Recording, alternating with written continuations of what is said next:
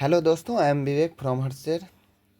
इस वीडियो में मैं आपको बताने वाला हूँ आज जो मैथ का एग्ज़ाम है उसमें जो फार्मूला आपका यूज होगा वो मैं फार्मूला का रिवीजन करवाने आज आया हूँ।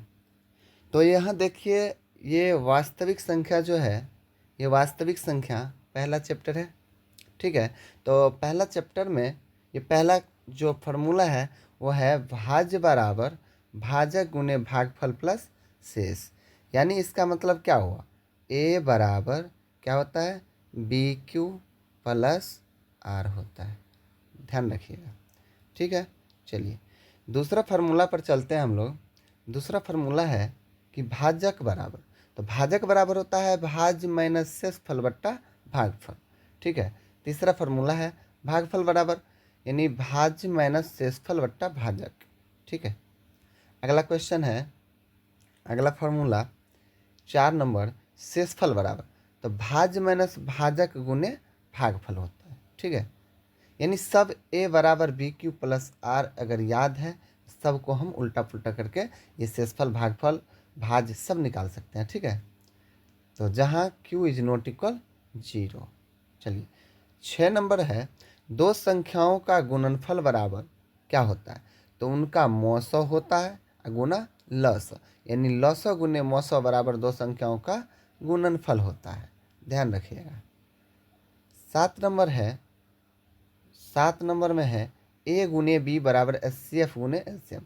यानी ए गुने बी का मतलब क्या हुआ, यानी दो संख्या है, एक संख्या ए है, दूसरी संख्या बी है।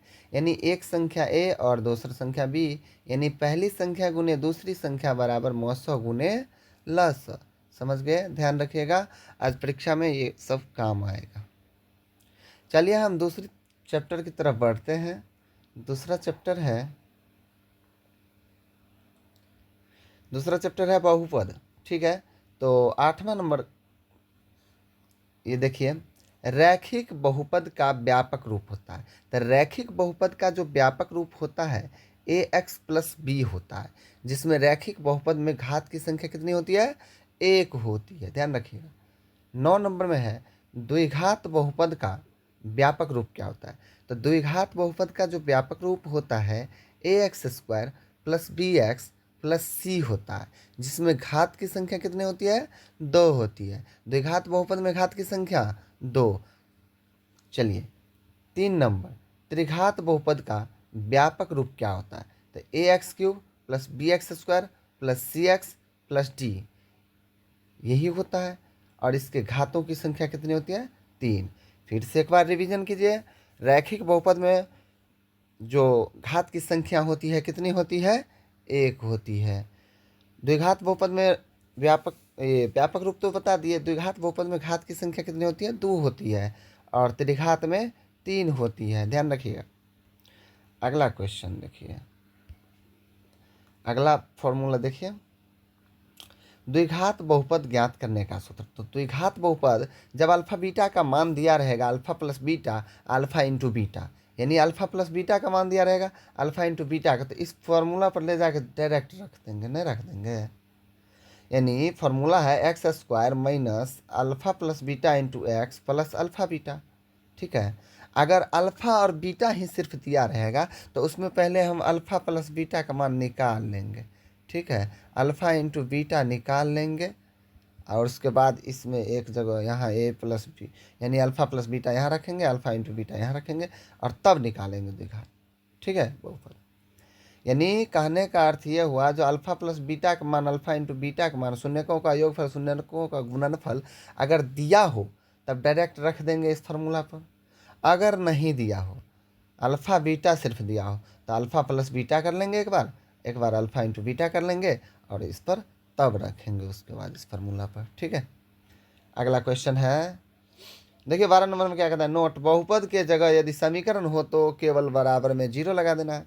कहने का अर्थ, बहुपद के जगह अगर समीकरण हो तो क्या करना है, बराबर में 0 कर देना है। ठीक है, चलिए तब आंसर निकालना है आगे। यानी 13 नंबर में है अल्फा प्लस बीटा बराबर क्या होता है, फार्मूला होता है minus b by, alpha plus beta बराबर minus b by, alpha into beta बराबर सी बाय 1/α प्लस 1/β बराबर माइनस के b/c होता है। ठीक है, 1/α प्लस 1/β बराबर माइनस के b/c होता है। चैनल को सब्सक्राइब कर लीजिए, क्योंकि इसका जो मैथ का मुझे कॉपी मिलेगा उसका आंसर की बना करके यूट्यूब पर डाल दूंगा। ठीक है, चलिए 14 नंबर क्वेश्चन है, क्वेश्चन नहीं मतलब फॉर्मूला है, alpha plus beta plus gamma बराबर माइनस के b/a। क्या होता है? Alpha plus beta plus gamma बराबर माइनस के b/a। देखिए alpha beta plus beta gamma plus gamma alpha बराबर c/a होता है। कितना होता है? Alpha beta plus beta gamma plus gamma alpha बराबर c/a होता है। एक और फार्मूला है अल्फा बीटा गामा, यानी alpha into beta into gamma बराबर माइनस के d/a। कितना होता है? माइनस के d/a। चलिए हम 2 चैप्टर को कंप्लीट कर लिए, अब तीसरा चैप्टर पर चलते हैं। तीसरा चैप्टर में है a1/a2 बराबर नहीं है b1/b2 के, तो ग्राफ जो है कैसा बनेगा, यानी क्या होगा? संगत होगा, केवल एक हल होगा, प्रतिच्छेदी होगा, और क्या होगा? अविरोधी होगा। ठीक है, ध्यान रखिएगा। अगला है 16 नंबर फॉर्मूला। 16 नंबर फॉर्मूला है आपका a1/a2 बराबर b1/b2 बराबर नहीं है c1/c2 के, तो क्या होगा? असंगत, कोई हल नहीं होगा, समांतर और विरोधी होगा। कैसा ग्राफ बनेगा? समांतर बनेगा और विरोधी होगा। ठीक है, अगला 17 नंबर देखिए, a1/a2 बराबर b1/b2 बराबर c1/c2, यानी सब के बराबर हो तो संगत होगा, और परिमित रूप से अनेक हल होगा। सब के बराबर हो, सब अनेक हल, और संपाती होगा, आश्रित होगा। ठीक है, चलिए हमारा तीसरा चैप्टर कंप्लीट। चौथा चैप्टर की तरफ हम चलते हैं। चौथा चैप्टर हमारा है द्विघात समीकरण। देखिए द्विघात समीकरण का फॉर्मूला बीबीएचएक निकालना है, यानी डी निकालना है। डी बराबर होता है b² माइनस 4ac। क्या होता है? b² - 4ac। 19 में है, जब d बराबर b² - 4ac बराबर 0 हो तो मूल वास्तविक एवं क्या होगा? समान होगा। कहने का मतलब d बराबर 0 के समान हो तो वास्तविक और समान होगा। क्या होगा? वास्तविक और समान होगा।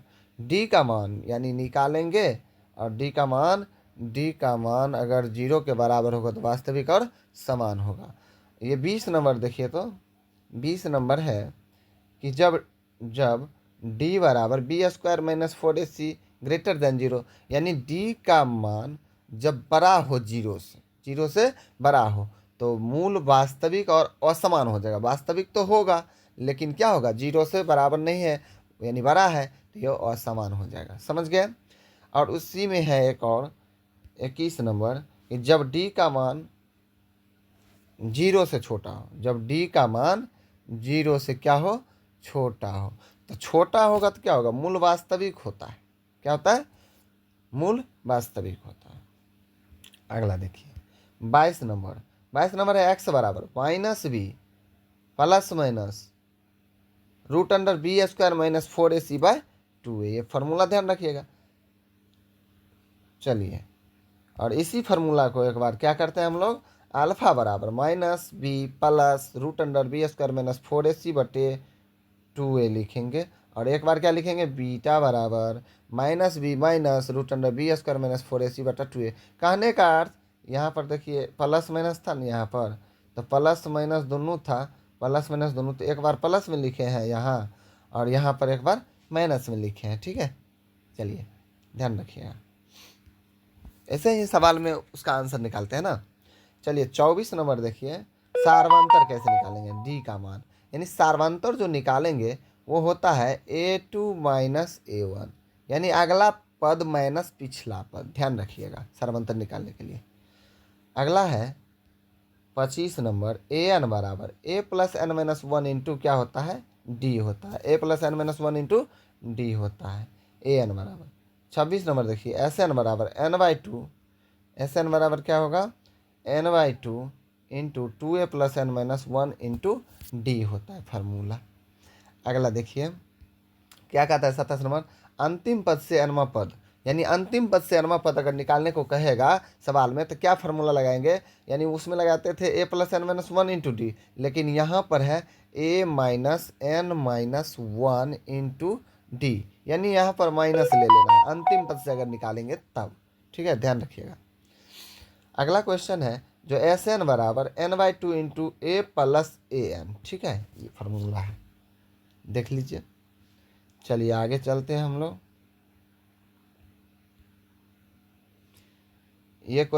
ये 6 नंबर चैप्टर है, यानी इसमें लिखा हुआ है त्रिभुज। इस अध्याय से कोई सूत्र नहीं पूछा जाता है, कॉन्सेप्ट सिर्फ पूछा जाता है, ठीक है। त्रिभुज से यानी त्रिभुज यानी इस अध्याय से कोई फॉर्मूला नहीं पूछा जाता है, ठीक है। तो चलिए, और बढ़िया बात, नहीं पूछा जाता है तो चलिए आगे चलते हैं। निर्देशांक ज्यामिति ना, चलिए निर्देशांक में हम लोग चलते हैं। 7वां चैप्टर है, तो 7वां चैप्टर है निर्देशांक ज्यामिति। इसमें देखिए फॉर्मूला है, क्षैतिज रेखा को एक्स अक्ष एवं उदग्र रेखा को वाई अक्ष कहते हैं। कहने का मतलब क्या, क्षैतिज रेखा को क्या कहते हैं, क्षैतिज रेखा को एक्स अक्ष कहते हैं और उदग्र रेखा को क्या कहते हैं, वाई अक्ष।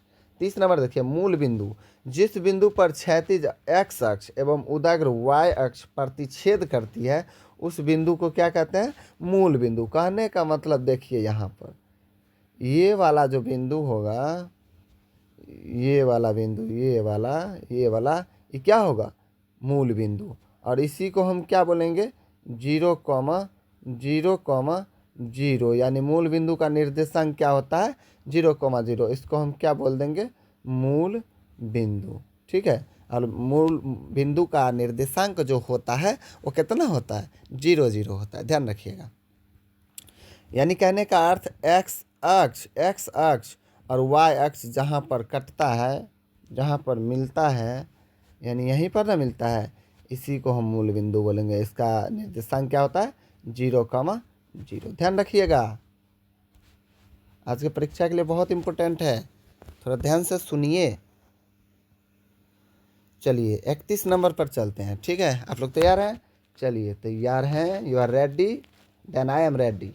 मूल बिंदु का निर्देशांक, मूल बिंदु का निर्देशांक 0,0 होता है, यहाँ पर दिया हुआ है। 32 नंबर, किसी बिंदु के निर्देशांक में दो मान x और y होता है, कितना होता है, x और y होता है, ठीक है। जिसमें पहले x को भुज कहते हैं, x को क्या कहते हैं, भुज कहते हैं, x निर्देशांक कहते हैं, एवं दूसरे को y कोटि या y निर्देशांक कहते हैं। कहने का अर्थ ये हुआ जो हम बताए हुए थे, यानी x वाले को क्या कहेंगे, कोटि, नहीं जी, x वाले को भुज न कहेंगे।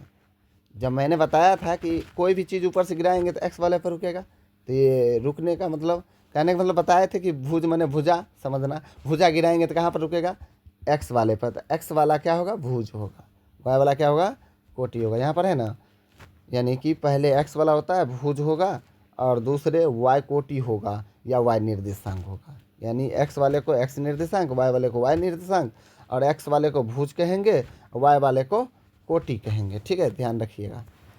क्वेश्चन बहुत भी आए है, आज संभल के रहिएगा, क्वेश्चन सब इसी में से बहुत ज़्यादा टकराएगा। किसी बिंदु की y अक्ष से दूरी उस बिंदु की भुज या x निर्देशांक कहलाती है। यानी किसी बिंदु की y अक्ष से दूरी अगर कहता है तो x निर्देशांक, अगर x अक्ष से पूछेगा तो y निर्देशांक क्या कहलाएगा। कहने का मतलब y अक्ष से दूरी x निर्देशांक, समझ गए, y अक्ष से दूरी अगर कहें तो x निर्देशांक, अगर x अक्ष से दूरी पूछे तो क्या कहेंगे, y निर्देशांक, समझ गए। ये भी क्वेश्चन हो गया। अगला देखिए 35 नंबर है, x अक्ष पर स्थित किसी बिंदु का निर्देशांक x, 0 है, y अक्ष पर इसकी स्थिति जो है बिंदु का निर्देशांक 0, y होगा, समझ गए। हाँ चलिए 36 नंबर क्वेश्चन है, जो दूरी सूत्र का फॉर्मूला x2 - x1 का whole square plus y2 - y1 का होल स्क्वायर, इसका क्या होता है, रूट अंडर।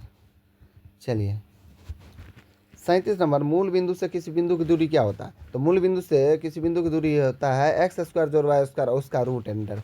चढ़ा देंगे, आंसर दे देगा। जैसे मूल बिंदु में दे देगा 2,3, मूल बिंदु से दूरी निकालिए 2,3, किसी बिंदु का निर्देशांक 2,3, अब मूल बिंदु से निर्देशांक कितना होगा, तो क्या करेंगे, झटपट तुरंत ऐसे चढ़ा देंगे, इसका स्क्वायर जोड़ इसका स्क्वायर अंदर में, तो 2 का स्क्वायर 4 प्लस 3 का स्क्वायर 9 और रूट में, कहने का मतलब क्या होगा, रूट अंडर 13, इसका आंसर हो जाएगा मूल बिंदु से दूरी।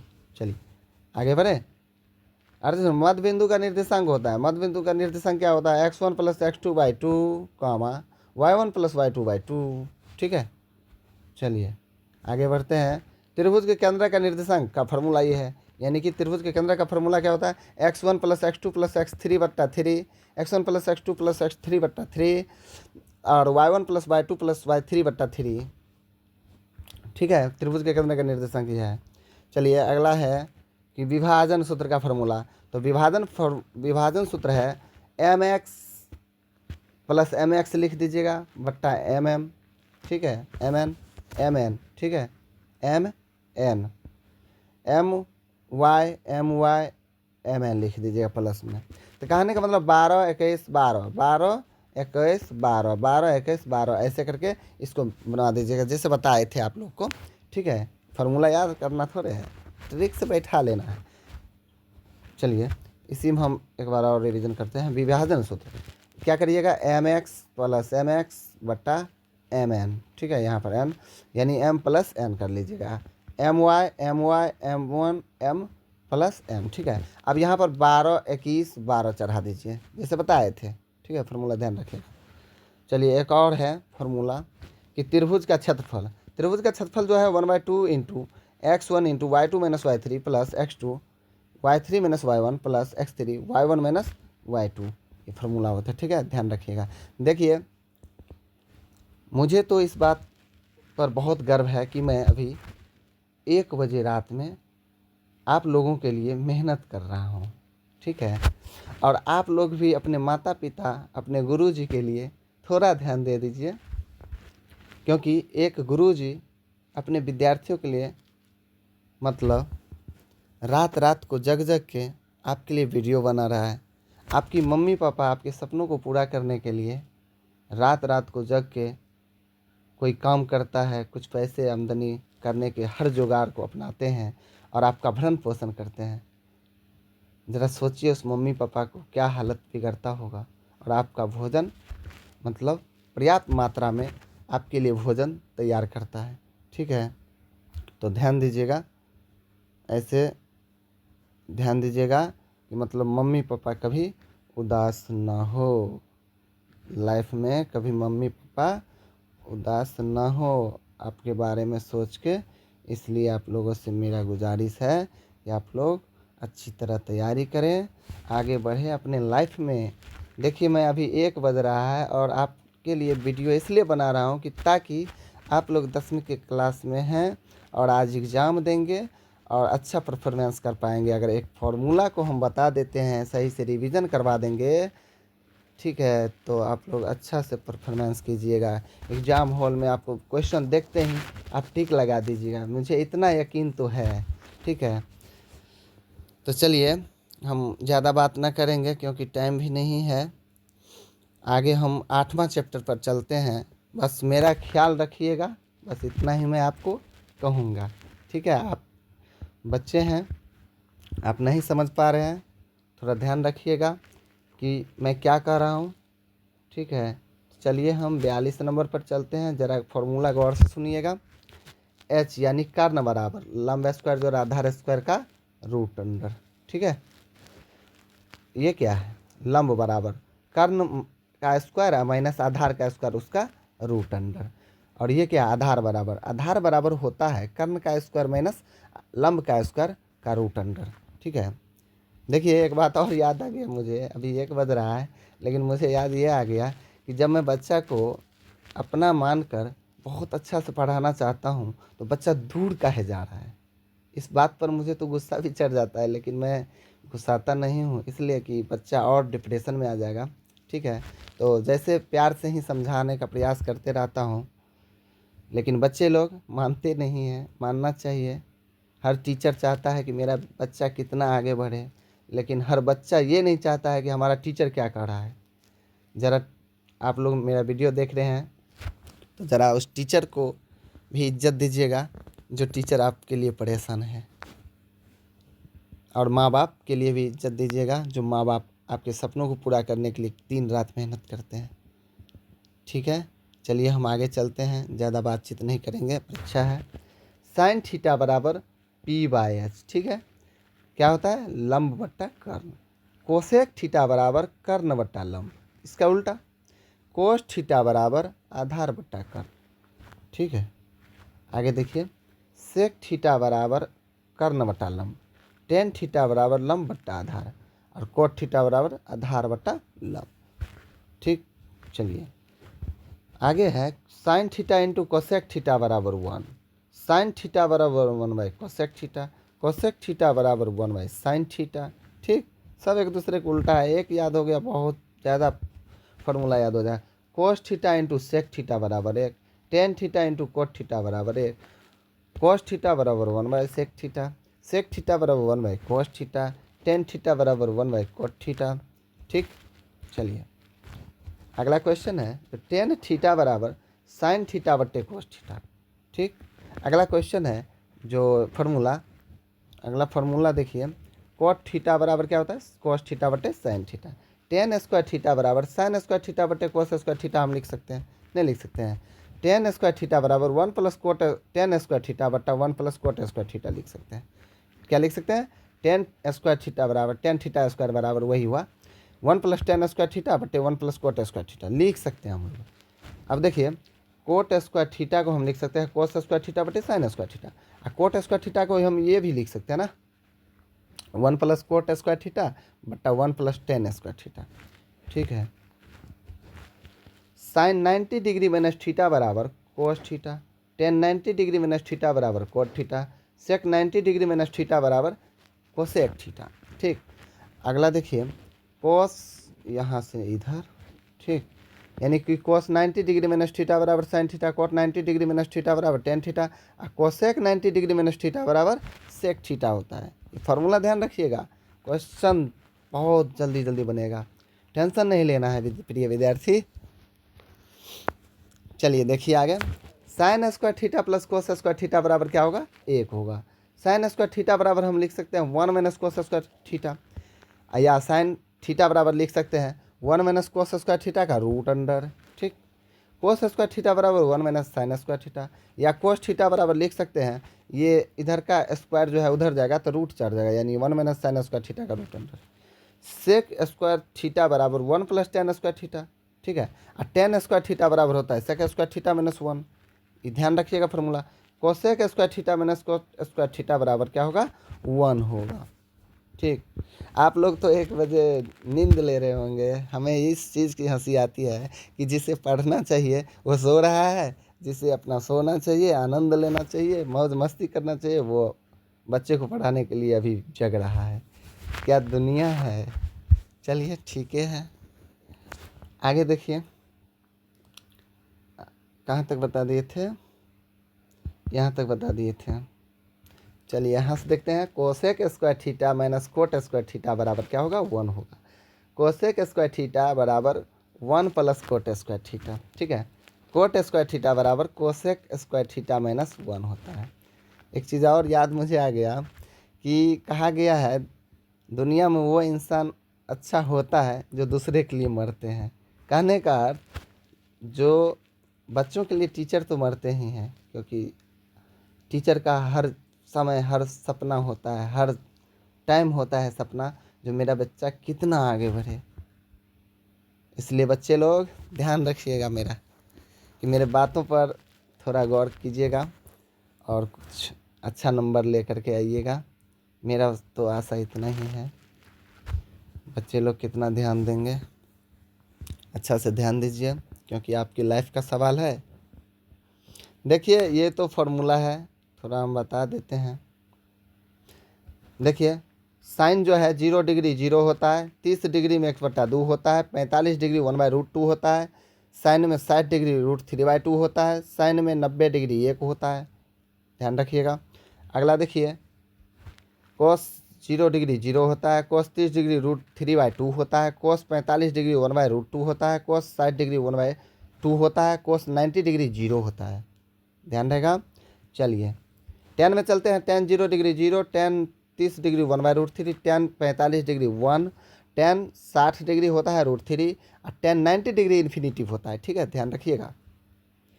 कोट में चलिए, कोट 0 डिग्री इन्फिनिटिव होता है। ठीक है, कोट 30 डिग्री √3 होता है, कोट 45 डिग्री जो होता है 1 होता है, कोट 60 डिग्री का मान होता है 1/√3 और कोट 90 डिग्री का मान होता है 0। ठीक है, ध्यान रखिएगा। सेक 0 डिग्री 1 होता है, सेक 30 डिग्री 2/√3 होता है, सेक 45 √2 होता है, सेक 60 डिग्री 2 होता है और सेक 90 इन्फिनिटिव होता है। ध्यान रखिएगा।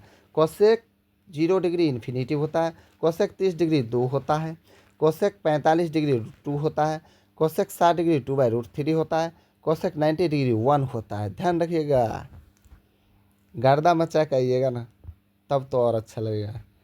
परीक्षा हॉल में गर्दा मचा दीजिए जाके, क्योंकि फार्मूला याद रहेगा। हम इसको कहते हैं, जिस प्रकार सब्जी बनाते हैं ना तो तेल फोरन में डालते हैं, ठीक है, वही है मैथ बनाते समय मैथ का तेल फोरन जिसको कहते हैं वही है ये। आप लोग हंसबो कीजिएगा, क्या बता रहा है, तेल फोरन कह रहा है। ठीक है, अपने भाषा में, देहतिया भाषा। चलिए हम चलते हैं 47 नंबर में। तो पाई का मान कितना होता है? तो 180 डिग्री होता है यार। जहाँ पर पाई है ना वहाँ पर 180 डिग्री बैठा दीजिए, यानी यहाँ पर देखिए तो पाई/2 है, तो पाई/2, पाई का मान कितने 180/2 मतलब क्या 90 डिग्री। ध्यान रखिएगा, क्वेश्चन में आज पूछेगा। तो पाई/2 बराबर 90 डिग्री, पाई/3 बराबर 60 डिग्री। पाई का मान यहाँ पर रख दीजिए ना, पाई की जगह पर 180 रख दीजिए, 45 अपने आएगा। पाई का मान 180 रख दीजिए, 30 अपने आएगा, पाई/6। ठीक है, ध्यान रखिएगा। अब देखिए यहाँ पर है 49 नंबर। वृत्त पर अनेक स्पर्श रेखाएं खींची जा सकती है। एगो वृत्त है, उस पर हम बहुत ही अनेक अनंत स्पर्श रेखा खींच सकते हैं, ऐसे ऐसे ऐसे ऐसे बहुत सारा खींच सकते हैं। नहीं, चलिए कंफ्यूज मत होइएगा। 50 नंबर। वृत्त पर के किसी एक बिंदु से केवल एक ही स्पर्श रेखा खींची जा सकती है, यानी एक बिंदु पर। वृत्त जो बना है बहुत सारा बिंदुओं से मिलकर बना है, नहीं बना है, तो उस पर किसी एक बिंदु पर, किसी एक बिंदु से स्पर्श करके एक के गो रेखा न खींचा जा सकता है, नहीं खींचा जा सकता है। केवल एक ही, कहने का मतलब एक बिंदु से, क्या कहता है, एक बिंदु से, तो एक बिंदु से उठाते हैं, देखिए एक एक ना, तो एक बिंदु से केवल एक ही स्पर्श रेखा खींची जा सकती है। और यहाँ पर है वृत्त पर अनेक स्पर्श, तो कत्तों से खींच सकते हैं ऐसे। वृत्त के किसी बाह्य बिंदु पर से केवल 2 स्पर्श रेखा खींच सकते हैं। बाह्य बिंदु यानी कहने का मतलब बाहरी बिंदु से केवल 2 स्पर्श रेखा खींच सकते हैं। ठीक है, वृत्त के किसी भीतरी बिंदु से कोई भी स्पर्श रेखा नहीं खींची जा सकती है। भीतरी वृत्त है, वृत्त में अंदर से स्पर्श रेखा खिंचाएगा, बताइए खिंचाएगा, ये स्पर्श रेखा है अंदर से। कहने का मतलब वृत्त के किसी भीतरी बिंदु पर कोई भी स्पर्श रेखा नहीं खींची जा सकती है। ठीक है, और यहाँ पर फिर से रिवीजन कर लीजिए। वृत्त पर अनेक स्पर्श रेखाएं खींची जा सकती है, वृत्त पर के किसी एक बिंदु से केवल एक ही स्पर्श रेखा खींची जा सकती है, वृत्त के किसी बाह्य बिंदु पर केवल 2 स्पर्श रेखा खींची जा सकती है। सब तो बताती है। चलिए आगे बढ़िए, चलिए आगे बढ़ते हैं। 53 नंबर। वृत्त की त्रिज्या बराबर होता है व्यास/2। अर्धवृत्त की परिधि होता है πr+2। इसको हम लिख सकते हैं, यहाँ से r कॉमन ले सकते हैं, r इंटू यहाँ बचेगा पाई प्लस यहाँ बचेगा 2, यानी r इंटू π+2 हो जाएगा। ध्यान रखिएगा। चलिए, वृत्त की परिधि का होता है, तो वृत्त की परिधि जो होता है 2πr होता है। अर्धवृत्त का क्षेत्रफल क्या होता है, πr² /2 होता है। ठीक है, यानी कि वृत्त का क्षेत्रफल πr² नहीं होता है, वृत्त का क्षेत्रफल πr²। आधा को वृत्त करना है तो आधा को करना है, आधा 2 से भाग। ठीक है, चलिए वृत्त का क्षेत्रफल क्या होता है, तो πr² होता है। वृत्त के तिर्यक खंड का क्षेत्रफल क्या होता है, तो θ/360 डिग्री गुने πr²। इसको हम इस प्रकार से पढ़ते हैं, πr² θ/360 डिग्री स्वाहा। ठीक है, चलिए आगे बढ़े। वृत्त के चतुर्थांश का क्षेत्रफल बराबर होता है 1/4 πr²। वृत्त के चतुर्थांश का क्षेत्रफल 1/4 πr², यानी πr²/4 हो गया। ठीक है, आगे बढ़ते हैं। कोण थीटा वाले त्रिज्यक खंड के संगत चाप की लंबाई होता है 2πr θ/360 डिग्री। ठीक है, ध्यान रखिएगा। वर्ग का विकर्ण बराबर होता है भुजा गुने √2, यानी √2 गुने भुजा। ठीक है, पढ़िएगा, √2 गुने भुजा, वर्ग का विकर्ण। चलिए आगे चलते हैं। वर्ग का परिमाप बराबर 4 गुने भुजा। भुजा गलत लिखल है, ठीक है। भुजा को भुजा समझ के मत खाइएगा। वर्ग का परिमाप बराबर होता है 4 गुने भुजा, ठीक है। देखिए RMCC हर शेर बाय विवेक कुमार। चलिए देखिए मैं ये क्या लिखा हूँ, रियल मार्गदर्शन कोचिंग सेंटर हरसेर by Vivek Kumar. If you want to subscribe this channel you can subscribe. Okay, चलिए हम लोग आगे बढ़ते हैं क्वेश्चन की तरफ, नहीं फार्मूला की तरफ। वर्ग का क्षेत्रफल बराबर भुजा स्क्वायर। वर्ग का क्षेत्रफल बराबर भुजा स्क्वायर। देखिए आप लोग से हमें इतना प्रेम है, जो आप लोग यहाँ पर अभी 1 बजे नहीं है, फिर भी मुझे यकीन हो रहा है कि आप लोग यहीं हैं। आप लोग को मैं पढ़ा रहा हूँ, ठीक है। जब मुझे इतना यकीन हो रहा है तो आप लोग विश्वास क्यों नहीं करते हैं? आप लोग ज़रा विश्वास कीजिए, पढ़ाई पर ध्यान दीजिए। बस जब बच्चे पढ़ाई पर ध्यान देने लगते हैं तो टीचर का मन बहुत खुश होता है, और मम्मी पापा का भी मन बहुत खुश होता है कि मेरा बच्चा पढ़ाई पर जोश जुनून के साथ पढ़ाई कर रहा है, ठीक है। चलिए हम आगे चलते हैं। कहाँ चले? बिरौल चलना है। चलिए आगे चलते हैं। कितना नंबर क्वेश्चन होगा? 64 नंबर, ये है ना? चलिए ये है। अब लास्ट जा रहे हैं, 2-4-5 मिनट में ख़त्म हो जाएगा। चलिए यहाँ पर है, आयत का विकर्ण बराबर होता है L स्क्वायर जोड़ B स्क्वायर का रूट है, ठीक है। और 65 नंबर, अरे आयत का विकर्ण बराबर L स्क्वायर जोड़ B स्क्वायर। आयत का परिमाप बराबर 2 इंटू लंबाई जोड़ चौड़ाई। ध्यान रखिएगा, आयत का क्षेत्रफल बराबर लंबाई गुने चौड़ाई यानी L इंटू B। घन का विकर्ण बराबर भुजा गुने रूट 2 यानी रूट थ्री गुने भुजा। घन का क्षेत्रफल बराबर 6 गुने भुजा स्क्वायर। घन का आयतन बराबर देखिए यहाँ पर, घन का आयतन बराबर भुजा क्यूब, ठीक है। अगला देखिए, घन का विकर्ण बराबर L स्क्वायर जोड़ B स्क्वायर जोड़ H स्क्वायर यानी लंबाई का स्क्वायर जोड़ चौड़ाई का स्क्वायर जोड़ ऊंचाई का स्क्वायर, उसका रूट अंडर कर देंगे, घनाभ का विकर्ण निकल जाएगा। घनाभ का क्षेत्रफल बराबर 2 into LB plus BH plus HL। कहने का मतलब 2 इंटू लंबाई गुने चौड़ाई प्लस चौड़ाई गुने ऊंचाई प्लस ऊंचाई गुने लंबाई, ठीक है। ध्यान रखिएगा इसको। बेलन का वक्रपृष्ठीय क्षेत्रफल बराबर होता है 2πr/, ठीक है। ध्यान रखिएगा, परीक्षा में गर्दा उड़ेगा।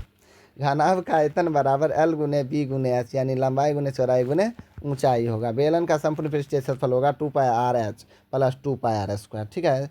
बेलन का क्या होगा? संपूर्ण पृष्ठीय क्षेत्रफल 2πr/h प्लस 2πr²। चलिए समबाहु त्रिभुज का क्षेत्रफल बराबर √3/4 गुने भुजा स्क्वायर, ठीक। चलिए आगे बढ़ते हैं। ओहो, विद्यार्थी के पास इतना भी माया नहीं है कि विद्यार्थी ऐसे बोल देता है। सर टेंशन नहीं लिया, बेलन का आयतन। चलिए हम चलते हैं 76 नंबर, ठीक। बेलन का आयतन बराबर होता है πr²h, ठीक है। πr² होता है। समद्विबाहु त्रिभुज का क्षेत्रफल होता है a/4 गुने 4b का स्क्वायर माइनस a² और रूट अंडर, यह है फॉर्मूला, ठीक है। चलिए आगे बढ़े। विसंबाहु त्रिभुज का क्षेत्रफल बराबर हिरोन का फॉर्मूला, दोनों ठीक ही है। विसंबाहु त्रिभुज का क्षेत्रफल बराबर हिरोन का फॉर्मूला होता है, सूत्र होता है। तो इसको हम लिखेंगे S into s minus a into s minus b into s minus c का रूट अंडर, यानी A का मतलब, B का मतलब, C का मतलब, सब भुजा है, ठीक है। चलिए गोले का वक्रपृष्ठ क्षेत्रफल बराबर 4πr²। अर्धगोले का वक्रपृष्ठ क्षेत्रफल बराबर 2πr²। अर्धगोले का संपूर्ण पृष्ठ क्षेत्रफल बराबर 3πr²। शंकु की त्रिज्या ऊंचाई बराबर h² जोड़ r²। कहने का मतलब ऊंचाई का स्क्वायर जोड़ त्रिज्या का स्क्वायर, ये वाला ले लेंगे, ठीक है। h² जोड़ r²। चलिए शंकु का वक्रपृष्ठीय क्षेत्रफल πrl होता है। आगे बढ़िए। शंकु का वक्र संपूर्ण पृष्ठीय क्षेत्रफल πrl प्लस πr²। शंकु का आयतन 1/3 प्लस πr²h। शंकु के छिन्नक का क्षेत्रफल बराबर π into r1 plus r2 into L होता है। शंकु के छिन्नक का संपूर्ण क्षेत्रफल बराबर π into r1 plus r2 into l plus πr। बहुत बड़ा फार्मूला है, ध्यान दीजिए। πr1 यानी π त्रिज्या 1 जो होगा उसका स्क्वायर प्लस π त्रिज्या 2 का स्क्वायर। शंकु के छिन्नक का आयतन बराबर 1/3। चलिए आगे बढ़ते हैं इसको लेके। शंकु के छिन्नक का आयतन बराबर 1/3 πh इंटू r1 का स्क्वायर प्लस r2 का स्क्वायर प्लस r1 गुने r2। देखिए फार्मूला भारी नहीं है, लेकिन ध्यान दीजिए। 1/3 पाई एच इंटू R1 का स्क्वायर जोड़ R2 का square plus R1 into R2 दोनों को गुना कर देंगे अंतिम में। चलिए अगला देखते हैं। माध्य बराबर सिग्मा एफ एक्स बट्टे एन, बहुलक बराबर, या सिग्मा एफ भी यहाँ दे सकते हैं, ठीक है। बहुलक बराबर होगा L plus F1 minus F0 बट्टे 2F1 minus F0 minus F2 into आई, ठीक। चलिए आगे है माध्यक बराबर L plus n/2 minus CF बट्टे एफ इंटू आई, ध्यान रखिएगा। अगला है बहुलक बराबर 3 गुने माध्यक माइनस 2 गुने माध्य, ठीक है। माध्यक 3 गुने माध्यिका यहाँ भी लिखल रह सकता है, 3 गुने माध्यिका माइनस 2 गुने माध्य, ध्यान रखिएगा। यहाँ पर देखिए असंभव घटना की प्रायिकता क्या होगा, एक जीरो होगा, सॉरी असंभव घटना की प्रायिकता क्या होगा, जीरो होगा। संभव घटना की प्रायिकता क्या है, संभव घटना की प्रायिकता एक होगी। निश्चित घटना की प्रायिकता नहीं, संभव घटना की प्रायिकता जो होगा, संभव घटना की प्रायिकता 0 से 1 होगा। निश्चित घटना की प्रायिकता 1 होगी और अनिश्चित घटना की प्रायिकता 0 से 1 क्या लिखा हुआ है। चलो आगे चले। प्रायिकता का सूत्र होता है घटना की संख्या बट्टे कुल घटना की संख्या, ठीक है। घटना की संख्या बट्टे कुल घटना की संख्या। जैसे मान लीजिए 1 रुपया है, उसमें होता है या तो हेड नहीं तो टेल। अगर कहेंगे हेड आने की प्रायिकता तो भाई कितना होगा, 2 गो हेड और टेल है ये है तो नीचा में 2 और एगो हेड आने की प्रायिकता है एक ऊपर में 1, कहने का मतलब 1/2, ठीक। 97 क्वेश्चन। देखिए हम तो क्वेश्चन का रिवीजन करवा दिए। कितना दुख दर्द होता है जो हम 1 बजे रात में उठ के आप लोगों के लिए वीडियो बना रहे हैं और आप लोग मेहनत करके अच्छा नंबर नहीं लाइएगा तो मेरे मन में कितना तकलीफ़ होगा, खाना खाना भी मुश्किल हो जाएगा। इसलिए आप लोग से मेरा रिक्वेस्ट है, गुजारिश है, ठीक, जो आप लोग अच्छा तरह से तैयारी कर करके एग्ज़ाम देने जाइए, ठीक है। बहुत अच्छा नंबर लाइए, इससे मेरा दिल बहुत खुश होगा, ठीक। मेरा बच्चा जब कोई कह देता है ना कि टेंशन नहीं लीजिए तो उस समय बहुत मेरा मन उदास होता है, लेकिन करे क्या, बच्चा है, कुछ भी बोल सकता है। उसके दिमाग में जो थॉट है, विचार है, वो अपना बोल दिया। अब इसका मतलब ये नहीं ना कि मैं उस पर गुस्सा आ जाऊँ। चलिए बहुत फार्मूला भी बताएं, बहुत आप लोग से बातचीत भी कर लिया। Thanks for watching this video. Okay.